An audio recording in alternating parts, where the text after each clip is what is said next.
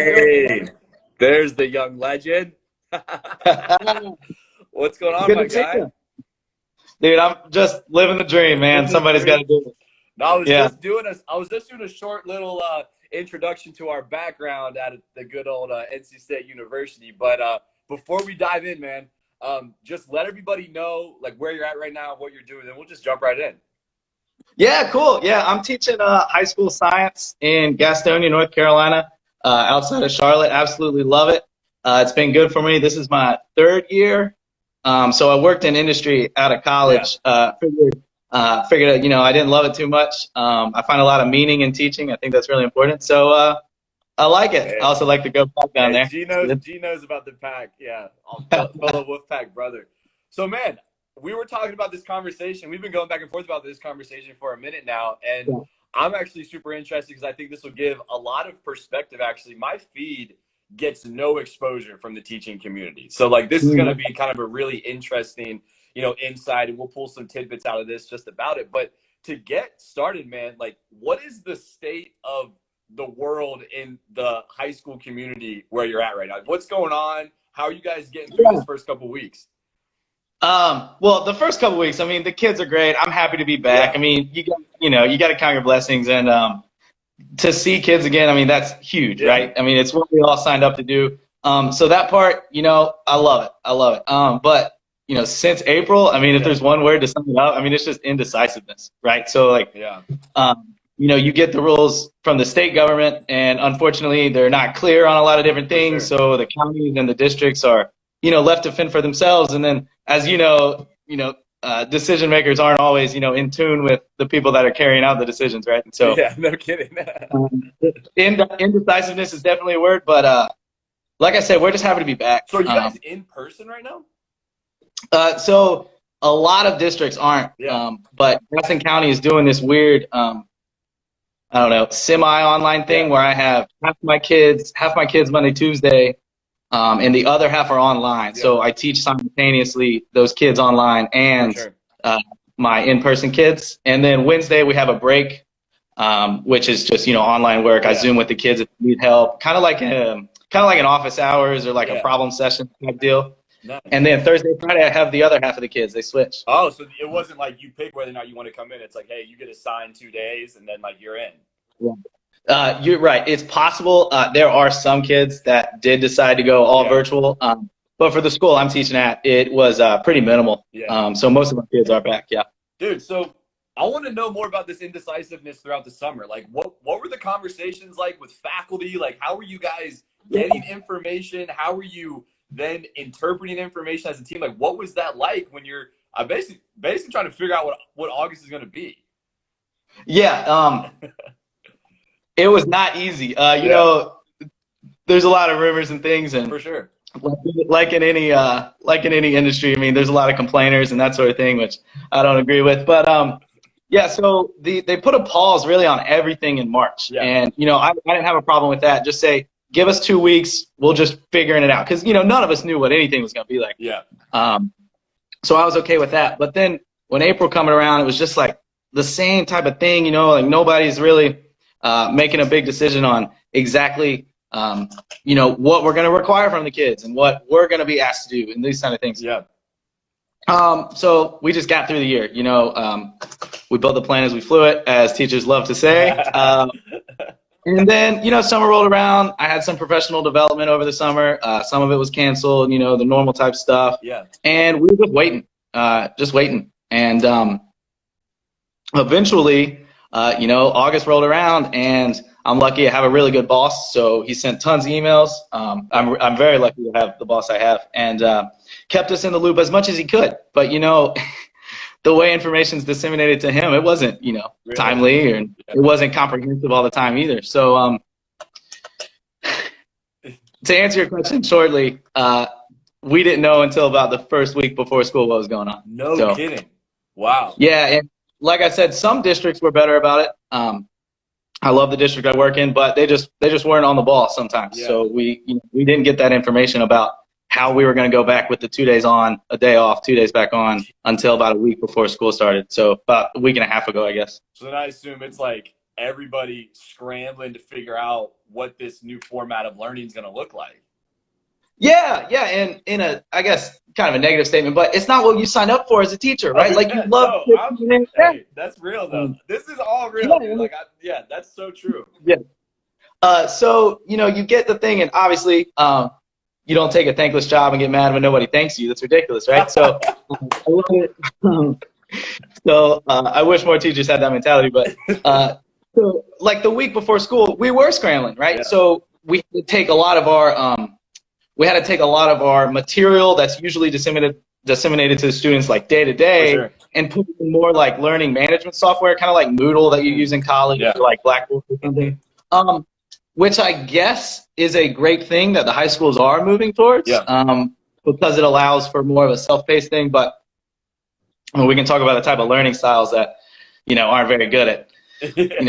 Not for lots of learning, right? I mean, you're still developing in high school. Like, I mean, shit, you're like going through puberty, like trying to figure out what the world means, and then you got this whole new like scheme of learning coming at you. So like the transition's got to be hard. I mean, for the teachers figuring out what that's going to be like, then the students adapting to it. I mean, I feel like you're going to have a lot of, I mean, I don't know, this is all just like me assuming, but like there's going to be this weird like adjustment period throughout, I don't know, this semester or even like coming out of last semester where people are just trying to figure out what this is going to be like for this level of learning. You're right. And I mean, that goes for everybody in every walk of life. So we're trying to figure out, the best way to go about our business. And that's happening now. Like this first week, really transitional. I teach higher level classes. I'm blessed to do that. And I couldn't jump right in to, so what AP level. Are you teaching actually? That'd be a good thing for like to frame people up. Yeah, I'm lucky. I teach at a really small school, so I teach almost all the freshmen earth science. Okay. So I love that. And then I teach AP environmental science. Oh, nice. Really, really good kids. And then I teach physics. Wow. Okay. I also get really good kids because the school I'm at is a magnet school, so they do a lot of hands-on learning. The students I teach physics are in a manufacturing pathway. Okay. So they did like senior year, they get internships at machine shops and stuff like that. Oh, nice. So so lots of hands-on learning and that kind of thing. But I kind of got the whole gamut there. So yeah, wow, okay. So you're at all levels of it. Like you see how you got a freshman adapting to this, and then you see how you have a senior who's like ready for going. Exactly. Yeah. And those seniors are sometimes they're putting in the minimal amount of work on the middle. Like like you and I did in college every day. But, and then you get the freshmen, and they're just, like you said earlier, like high school is so much about growing, not just about learning, right? And they're missing out on some of that. It's sad. Dude, no kidding. So you've got this like adjustment period you're going through right now. Like, give me, what are teachers feeling right now in your school? Like, is this a positive? Is this a negative? Are you guys like rallying together around a certain message or cause? Like, how have you guys either come together, pulled apart? What does that look like? Yeah. Well, definitely, it's all for the kids, right? Yeah. I mean, it's why we do the job. Aside from the money's exceptional, right? I mean, that's why we want to do it. But so I think the public sees teachers doing the whole complaining thing a lot, and they're just like, oh, they don't like it, right? They just don't like having to do this thing. That's not really it. They do have some. I say they, but I guess it's we. I have some like actual qualms too. Right? Yeah. We do have some actual qualms too, so they are worried about that. They're worried about the extra hours, the extra duties. I mean, we're the ones that are out there testing kids with the temperature. I mean, we're the ones, doing a lot of that kind of stuff. When like you said, like this wasn't what we signed up for initially. Like, this is way different.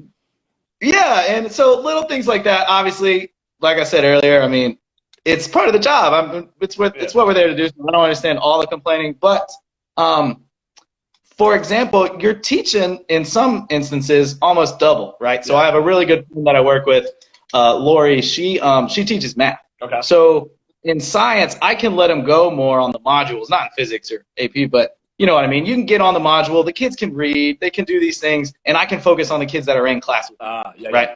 So, but she's extremely worried because math, especially for young high schoolers, is not fun, right? Mm-hmm. So she has to record every lesson and like on, the days that she's not teaching the lesson, Yeah. send that lesson to them, and then turn around and teach the same lesson to the kids that are in class, right? Yeah. So she's essentially doubled her workload.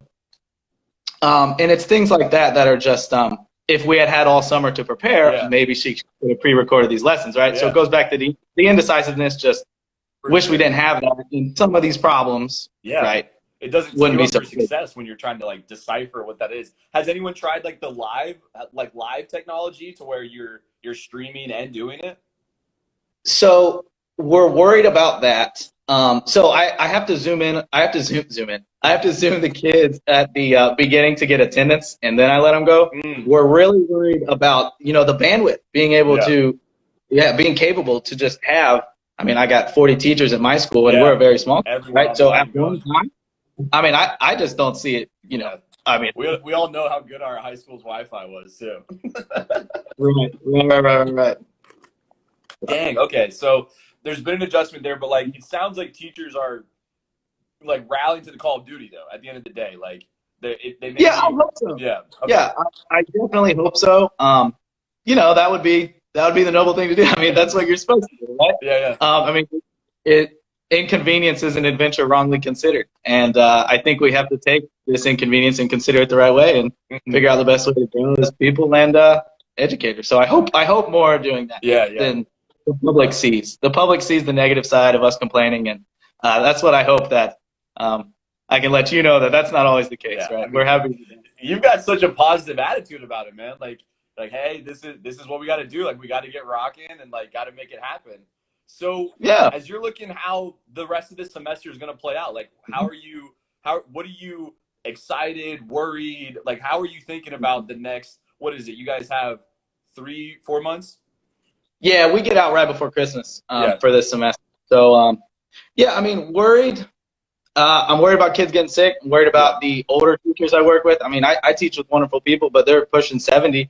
And you're exposing them to these hundreds of kids a day. I mean, that's something you got to worry about back of your mind. So hopefully everybody's taking these precautions extremely seriously. Definitely worried about that. Worried about having an outbreak and getting sent home and just doing all virtual, right? I mean, like I told you, maybe that's the safest way to go, but we're here to see the kids and the learning styles. They can't comprehend some of these type of things all virtual. So definitely worried about that. But just excited as I always am every year. The 3 years you get these kids. I'm teaching a new class the AP have never taught before. So I took an institute at UNC Charlotte to figure out how to do it, and really excited about getting some of those cool hands-on stuff in, and maybe taking some trips. Across the years. But who knows if those are going to happen. So let's jump into just like why you made the transition to teaching, because I'm super curious about this. Like, young guy, super positive personality. Like, I imagine you could be successful in a lot of different veins. What made you go teaching? What was the initial thing? It was like, hey, this is where I'm going. Can you tell that to my mother? What? Can you tell that to my mother that I would be successful in anything? But no. See, our generation always say, well, I did work in industry. I had a decent job working as a geologist, doing like subsurface analysis. Cool stuff, but our generation does this thing, Jeb, and they're always like, do what makes you happy, do what makes you happy, do what makes you happy. I honestly think that's kind of silly in a way, because you're chasing something that's so fleeting, right? You're going to be always unsatisfied in some way. So I think it's more important to find something really meaningful. And then if you find something extremely meaningful, you're going to have extreme opportunities for extreme joy, which isn't as fleeting as happy. You know what I mean? So that just pulled me into teaching. My dad was an educator for a long time.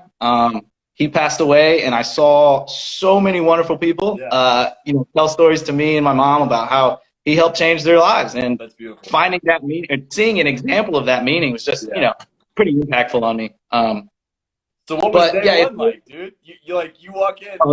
To me, this is like the most daunting thing. Whenever I have had like speak in front of middle school students, speak in front of like young college or high school, I am terrified, because I just feel like they don't get, like, they're like, all right, whatever, bro. Like, I'm in my own lane. Dude, give me some tips or tricks to how to connect with the younger generation. I have no tricks. No, I have no tricks. Just do it again and again. You do have to remember what you were like. I mean, we didn't want to hear some random guest speaker either, right? they make so much fun of me, Jeff. I mean, I got this terrible hair that I need to get cut right now, and they make fun of my hairline all the time. Yeah. And I walked in first day on Monday, saying hey to the kids as they come in. One kid goes, "Nice wig," and keeps walking. Dang, just coming for the throat on the first unbelievable, dragging me through the dirt. But so it is difficult. You're right. I always think it's important to bring things into the classroom that are applicable to them, right? So I teach science and I love science. So, you know, if I have a bunch of rural students in the class whose parents, you know, work on farms and that kind of thing, I'll tell them why soil erosion matters to them, right? I mean, that's a highly specific example, but you know what I mean? Like, yeah, make it real. And, you know, you don't always have a lot of kids whose parents went to college, right? And you don't have a lot of kids that are going to college. Right, so they're like, oh, why do I need to learn this Pythagorean theorem, right? Well, because it helps you think about real world problems. And when you bring that into the classroom, it helps. Yeah. Of course, some kids, you know, maybe you just, I don't know. It's hard. You got to figure it out. You got to keep doing it. If you let them know they care, if you let them know you care about them as people, they will care more about your class as students. And that's helped me out a lot. For sure. That's strong. I like the idea about like bringing it to like their life, like meeting them where they are as opposed to trying to force them to get to like where this textbook is. I think that's super strong, man. So, and I don't know, how long have you been at this now? Just 3 years. This is my third year. Third year. So you're dialing it in, or you still feel like you're figuring it out? Well, you're always figuring it out. I hope people are always figuring it out because you can't get too stuck in your ways with anything, right? Yeah. I'm definitely better. Dude, that first year, trial by fire. I tell you what, those senior boys, you get them in physics, if I get, my voice will crack, and they'll be like, oh, how's puberty the third time, Carpenter? And I'm like, oh, jeez. Slack, but it comes back like a bitch, man. Yeah, but the thing about always being in hot water is that it keeps you clean, right? So, yeah. That is awesome, dude. Oh, my gosh. Wow, man. So it's been fun for you. Like you're in your vibe. Like this is really where you want to be. It has. You know, I'm renting a house like around the corner from my grandparents and from where my dad grew up. So there's a bunch of positives and there's a bunch of negatives that come with that. You know, I love being able to give back to a community. Lots of great things around here. But then, you know, sometimes I wish I was living in downtown Raleigh. Yeah. You know what I mean?